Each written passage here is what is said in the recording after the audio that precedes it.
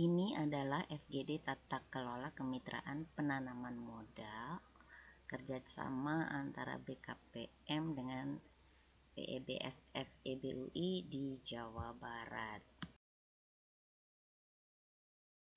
Kemudian kami juga bisa memperoleh formulasi perhitungan nilai kewajaran besaran nilai kemitraan kira-kira yang wajar seperti apa, evaluasi dalam proses kemitraan, kemudian bagaimana penerapan penghargaan dan sanksi yang dapat diterapkan apabila terjadi pelanggaran atau prestasi atas kesepakatan kemitraan yang diterapkan.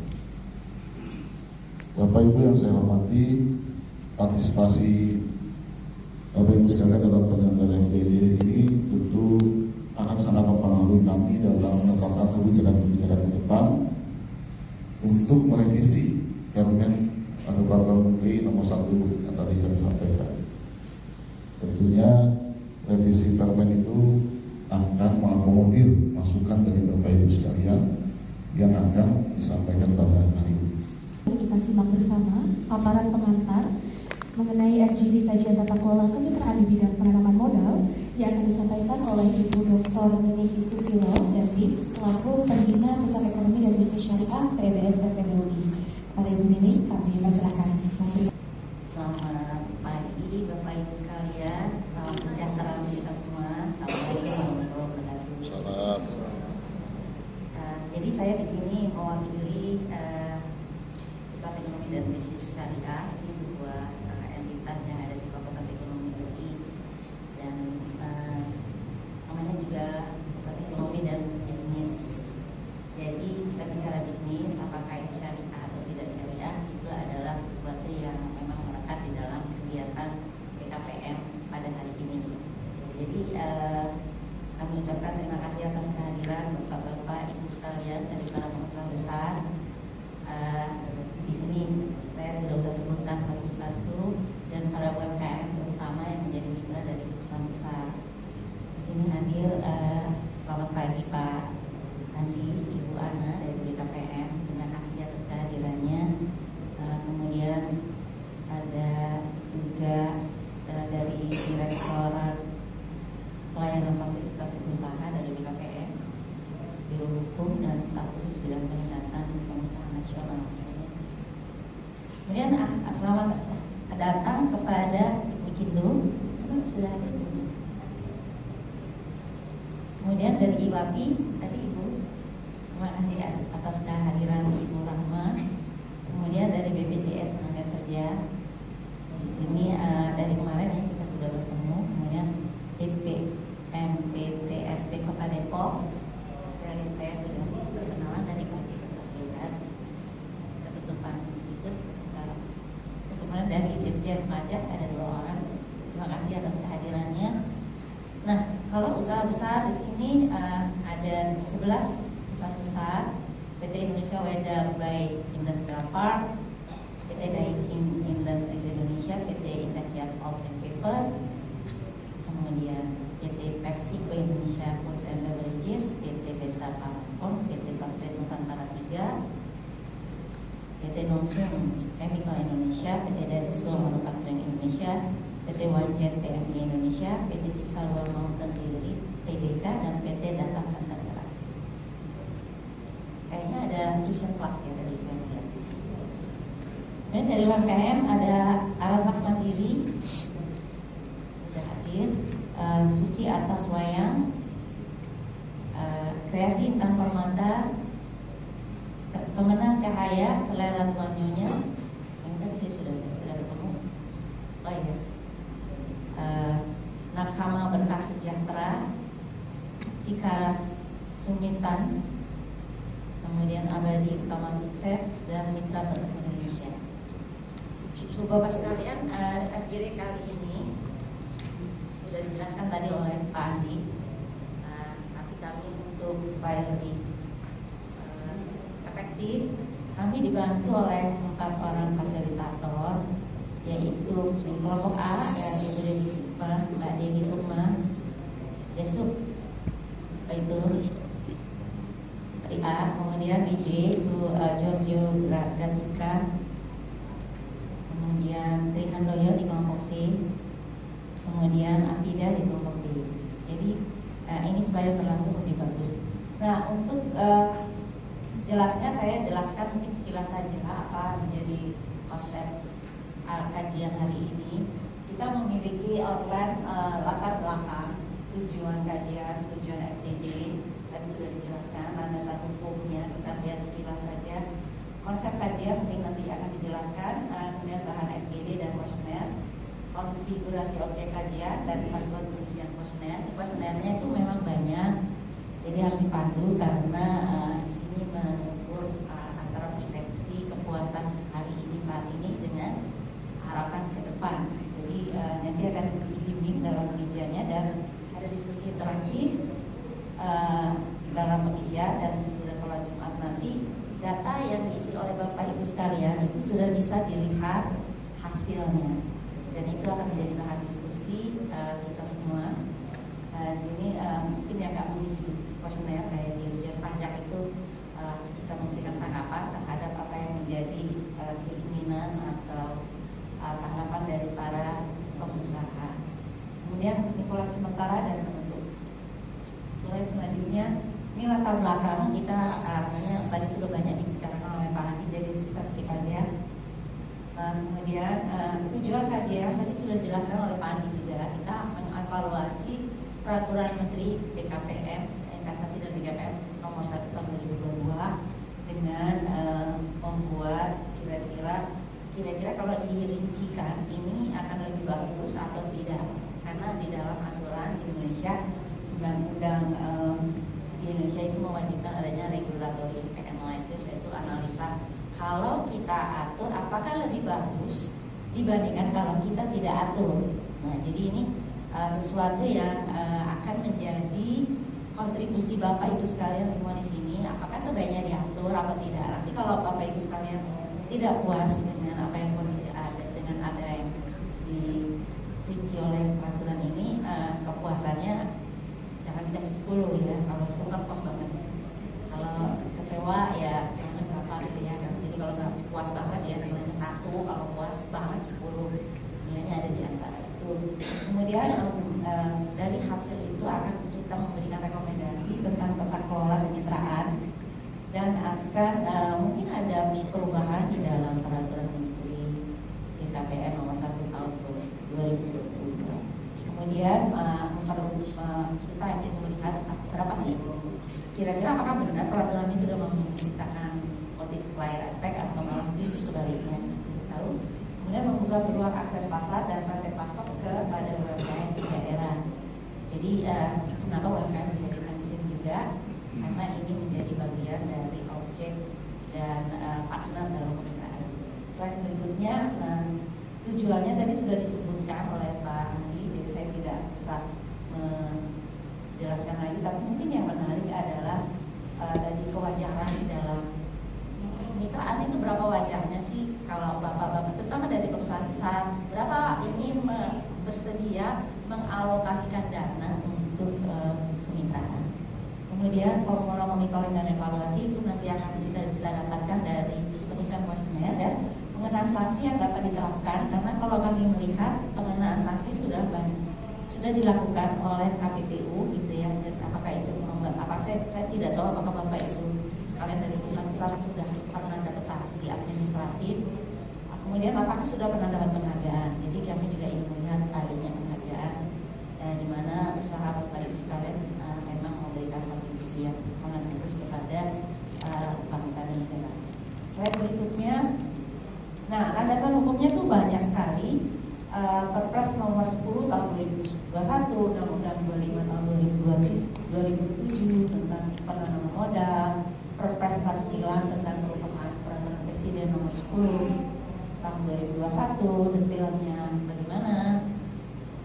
Kemudian Permen 1 BKPM yang sedang kita akan dalami. Nah, di sini hadir dari Bapak-bapak Dirjen Pajak ini karena ada peraturan Menteri Keuangan nomor 130 tahun 2020 tentang penerimaan insentif tax holiday, tax allowance dan investment allowance. Karena itu melekat di dalam peraturan Menteri BKPM dan lampiran 1, lampiran 2 dan lampiran 3. lampiran 1 terutama lampiran 1.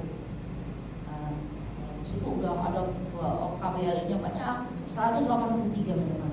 Kemudian Kepres 75 tahun 99 tentang KPPU ini sebetulnya sudah jalan sendiri, tapi mungkin interaksi di lapangan oleh teman-teman di perusahaan besar mungkin sudah familiar dengan KPPU. Kemudian PP 7 2021 tentang kemudahan perlindungan dan pemberdayaan koperasi dan UMKM, PP 4 2021 tentang pelaksanaan larangan praktek monopoli dan persaingan yang tidak sehat, yang disebut itu di dalam aturan itu menyebut peran KPPU itu sekitar 43 kali dan ada 25 pasal dan komparasi pada dasar hukum pendukung lainnya. Jadi peraturan yang akan kita cerna dan kita kaji pada hari ini sekali lagi adalah peraturan Menteri Investasi BKPM nomor 1 tahun 2022. Nah, ini banyak dirujuk oleh peraturan. Slide berikutnya. Nah, ini saya hanya melihat ini landasan hukum itu kalau di Indonesia itu kayaknya banyak yang bolong-bolong, kalau saya lihat sih ada yang tidak gitu ya. Kemudian ini saya nggak akan detail karena tapi untuk memperlihatkan ini tidak ini jadi kayaknya ada beberapa peraturan itu yang tidak merujuk kepada peraturan yang lain. Slide berikutnya juga demikian. Kalau kita melihat slide berikutnya, ini kan banyak bolongnya juga. Jadi antara kementerian dan lembaga yang lain itu sering tidak merujuk satu sama lain. Jadi ini kita lihat banyak bolongnya. Nah, ini barangkali akan menjadi masukan dari Bapak Ibu sekalian pada hari ini, mungkin bisa lebih memasukkan elemen yang ada di mata. Nah, konsep kajian ini adalah yang disebut sebagai regulatory impact analysis atau assessment. Ini ada tadi sudah disebutkan kemitraan dalam fasilitas penanaman modal itu adalah permohonan tax holiday, tax allowance, pembebasan pajak bea masuk atas impor mesin dan bahan baku.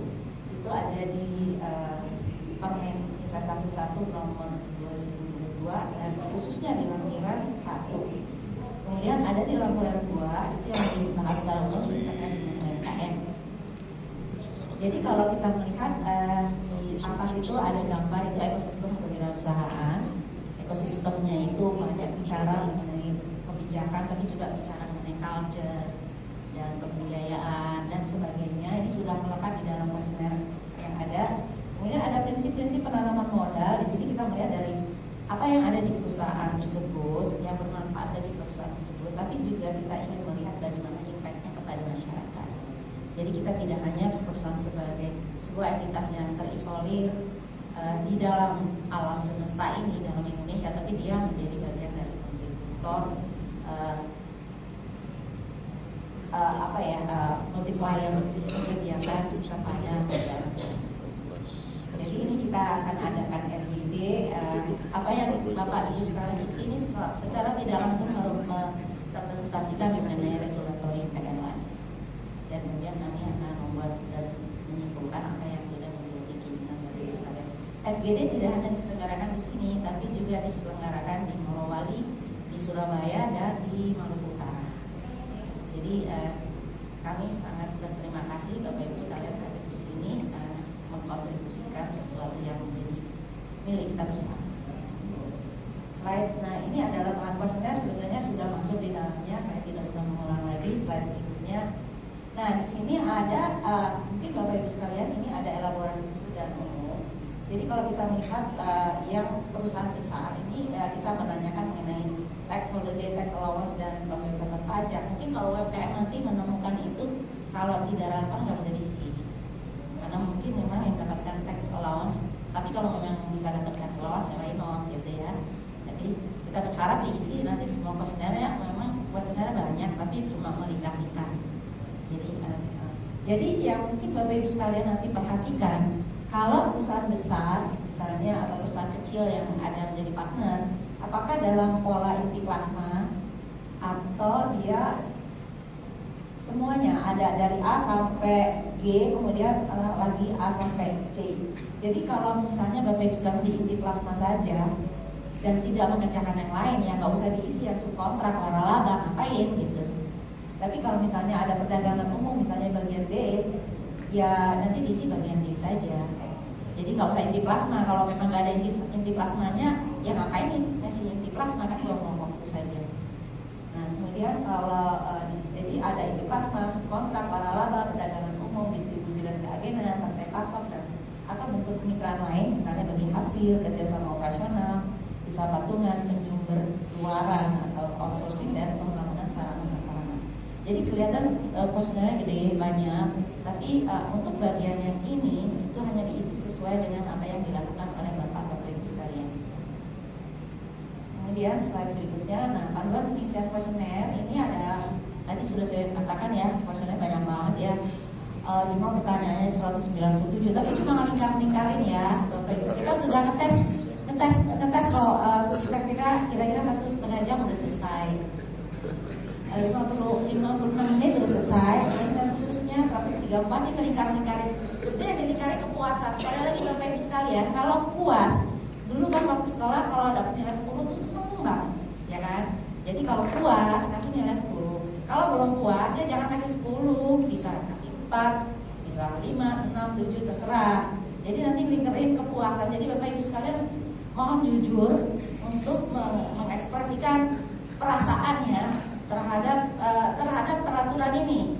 Peraturan ini kira-kira memberatkan atau tidak? Kira-kira harus dibenerin apa enggak? Kalau harapannya kalau dibetulkan menjadi nilai 10, oke. Tapi kemudian di kolom yang terakhir itu ada apakah Anda yakin bisa tercapai harapan Anda? Nah, nanti persentase. Jadi kita pengennya nilainya 10, peraturan ini akan membawa kita ke alam yang 10. Tapi mungkin begitu kita tes, yakin nggak sih? Kalau nggak yakin ya jangan kasih 100% lah keyakinannya. Mungkin 70%, 60%, terserah. Ya, jadi ini sekali lagi Bapak Ibu sekalian, ini adalah persepsi yang coba kita numerikan supaya kita tahu kepuasan Bapak Ibu sekalian terhadap peraturan Menteri BKPM 1 tahun 2022 ya. Nah, jadi ada yang khusus usaha besar tuh ada spesifik kali ini karena ada yang mungkin sifatnya kayak pemberian penghargaan, apakah sanksi dan sebagainya. Ini yang mungkin UMKM tidak terlalu relevan. Jadi kita memang ada peraturan willingness to pay. Willingness to pay itu adalah mungkin kita bertanya Bapak Ibu sekalian, berapa besar, berapa banyak perusahaan besar ingin mengalokasikan dana untuk kemitraan. Nah, jadi ini ada pertanyaan yang sifatnya angka, mohon diisi ya. Nanti kalau belum tahu angkanya mungkin bisa telepon bosnya atau Bapak Ibu sendiri sudah jadi bos untuk berapa sih dialokasikan dana kira-kira, mungkin bisa dikira-kira ya nanti. Sama tuh jumlah tenaga kerja, kami tadi sudah menambahkan jumlah tenaga kerja yang berhasil dalam kemitraan sudah dilakukan berapa gitu ya. Jadi ini khusus untuk perusahaan besar. Slide berikutnya. Nah, ini pertanyaan akan dijelaskan, nanti akan muncul pertanyaan dari A sampai Q. Jadi kenapa pertanyaannya banyak? Karena ini ditanya semua, data responden, evaluasi pelaksanaan asas penanaman modal. Ini semua ada di penanaman modal itu punya asas, ada tujuan, dari perasaan Anda melihat narasi dari normatifnya itu bagaimana, puas tidak, kemudian kewajiban pelaksanaan kemitraan, tapi UMKM belum ada beberapa yang memang di satu daerah itu UMKM belum ada. Tapi kalau sudah ada ya dia melakukan apa yang menjadi isi pasal secara keseluruhan.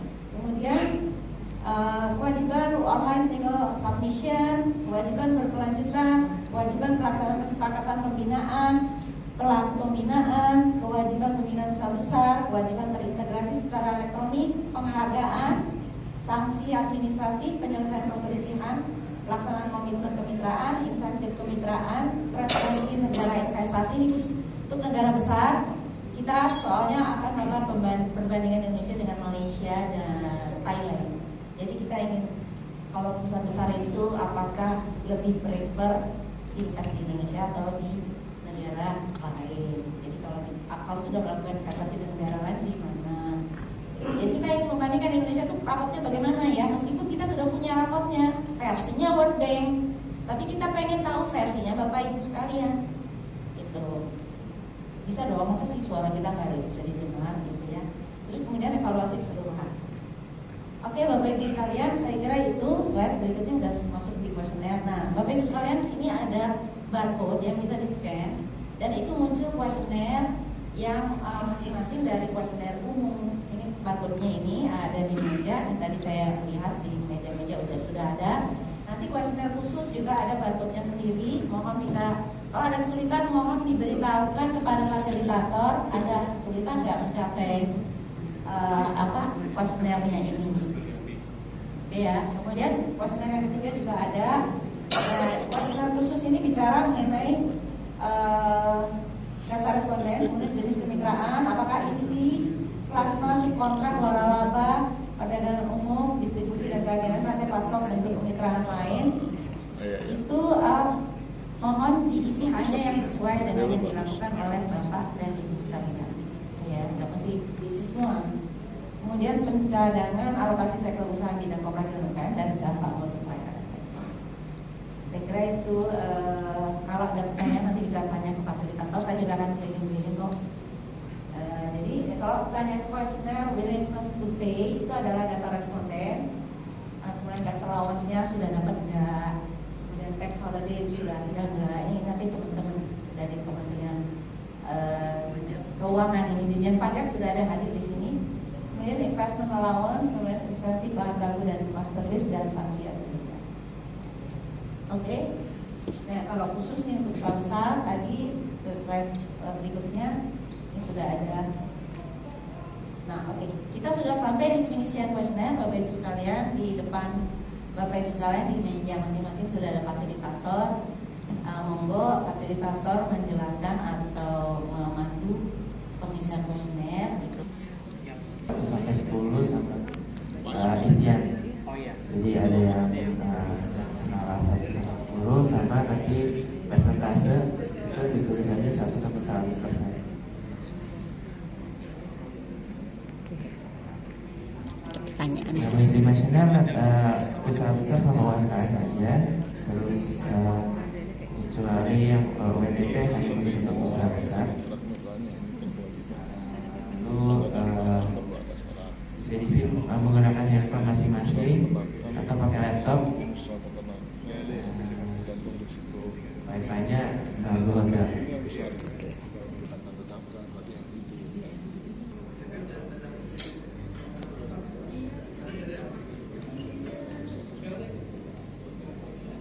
Nah, itu bisa.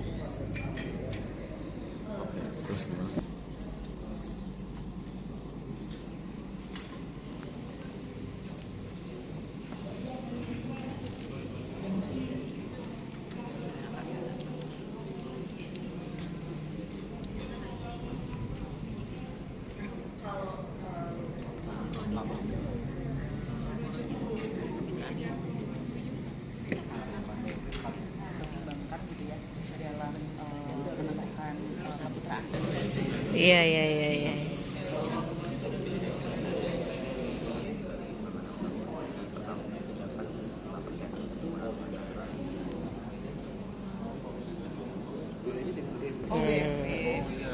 Jadi nanti yang dilampirkannya juga dokumennya mungkin tidak sesuai kebutuhan. Silangnya sudah terpilih. Udah terpilih. Udah. Jadi kita terpilih semua maksudnya ya sudah terpilih ya. Iya. Biasanya masih kan sampai sekarang belum ada komunikasi itu dari 2023. Terus Daftar di BKPM Oh. Kabupaten Bekasi. Jadi kita harus Oke. bermitra sama BKPM. KPM. Terus Jadi biar- diarahkan sama dinas. Enggak. Kalau dia lihat di websitenya BKPM Oh. Kabupaten Bekasi, salah satunya mau menyatakan dia mau bikin baju.